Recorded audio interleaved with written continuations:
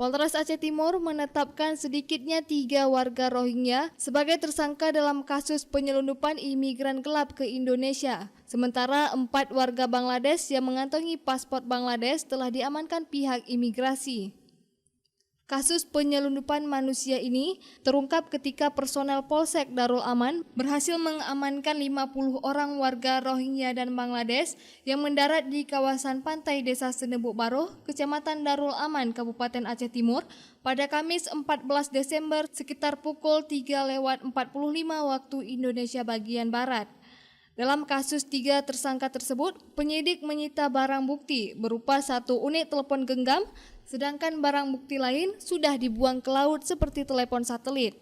Telepon satelit ini digunakan nakoda untuk berkomunikasi dengan agen warga Bangladesh dan Malaysia, serta GPS yang digunakan untuk mengetahui arah tujuan.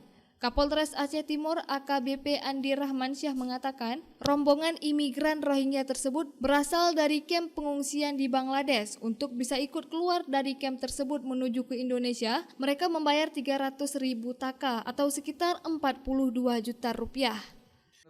Dari Kot Bazar mereka keluar masuk naik Sinji itu ke becak motor, Sinji 6 orang. Melalui agen, ada 5 agen yang kita periksa nih. Yang untuk kasus ini ya, ada 5 agen. 5 agen orang sana, kemudian agen 5 ini atas suruhan dari agen besar, namanya AS, warga negara Bangladesh, menurut pengakuan mereka. Mereka rekrut di sana, siapa yang mau berangkat, kemudian naik Sinji itu kayak becak motor lah, becak motor, itu perjalanan 1 sampai 2 jam, 3 jam ya, 3 jam lah, 3 jam perjalanan sampai ke pantai. Dari pantai mereka menggunakan boat kecil untuk menuju besar, itu perjalanan sekitar 1 sampai 2 jam.